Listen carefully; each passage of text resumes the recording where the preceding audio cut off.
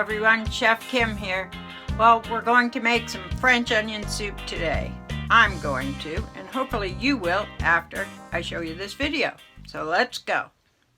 Now, I like to use 4 different types of onions. Green onions, leeks, red onions, and sweet yellow onions. You can use shallots too if you like.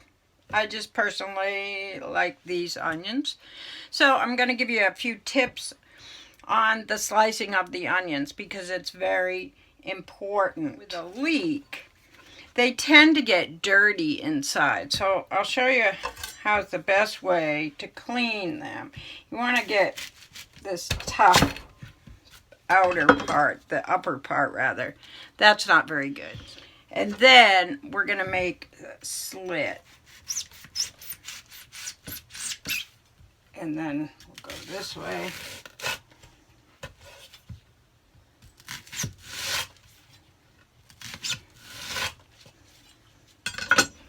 And then we'll just put it into some cool water. And that'll take care of that. Then we're going to slice up some green onions.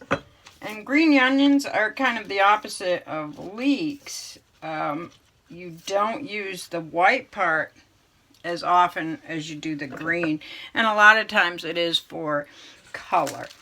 So I'm going to cut the ends off and then slice it, and I want to keep these nice and thin. So you want to have a nice sharp knife.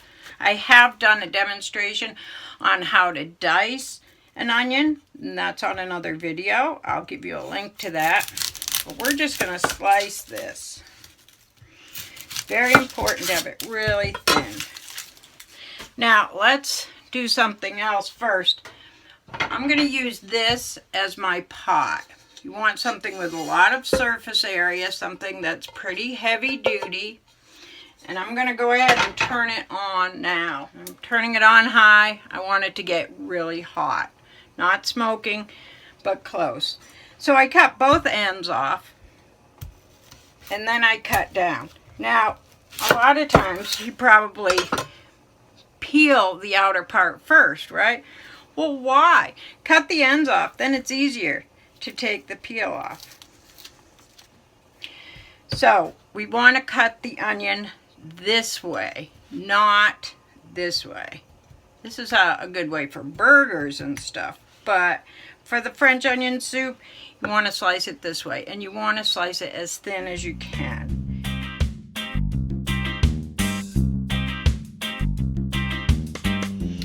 All right, so we've got all the yellow onions sliced. Whew.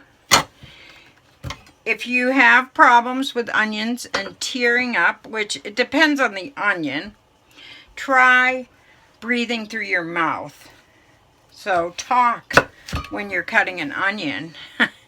And then that might help, honestly, because if you don't breathe through your nose, it helps out. Now, I already had the peel off of the red onion. Same thing, slice it the same way.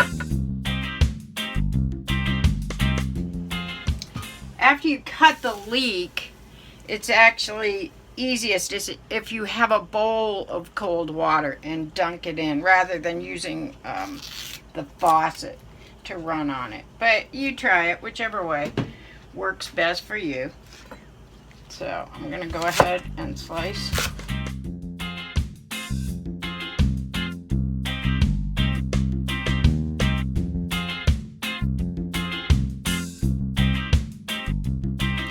So my pan is good and hot. I'm going to add my red and yellow onions first, and I'm not going to put anything into this pan, no oil at all.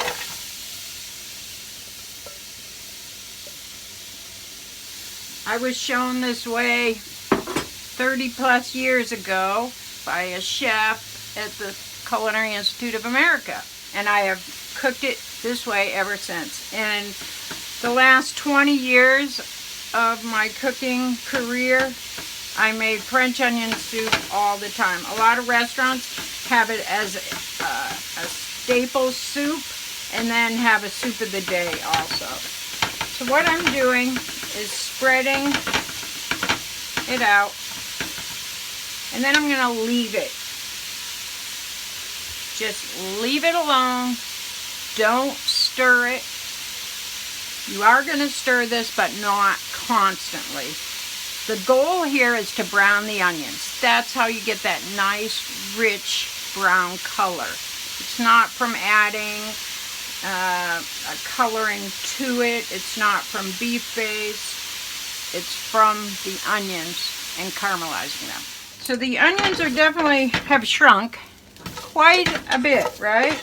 You think you have so many onions, but honestly, they shrink down by probably a quarter of what they were.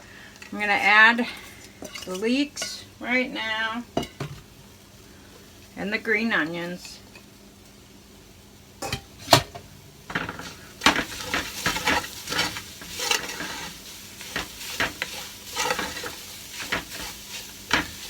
And let's let that sit for a bit over medium to medium-high heat.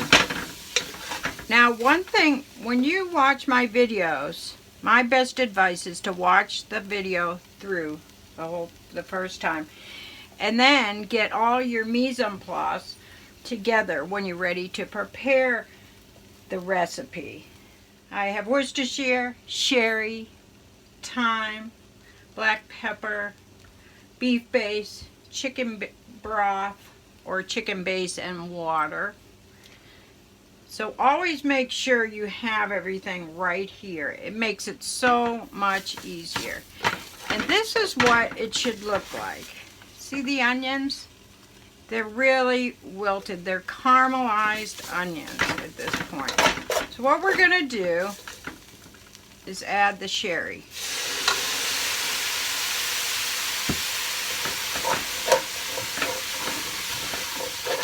That disappears too. Alright, now we'll add the beef broth.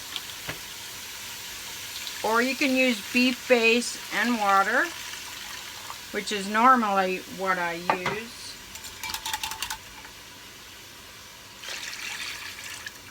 We'll add the water with chicken base, some black pepper. And we're going to want to bring this to a boil, obviously. And you want to kind of scrape the bottom. And I may need to add more liquid. I'm adding the Worcestershire and then just a pinch of the thyme. And tarragon I use in a big batch. In a small batch, literally put just a few flakes. You do not want much at all.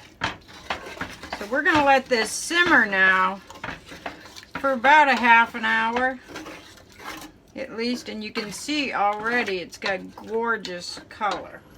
Okay, so the soup has finished, and I'm going to put some into a crock.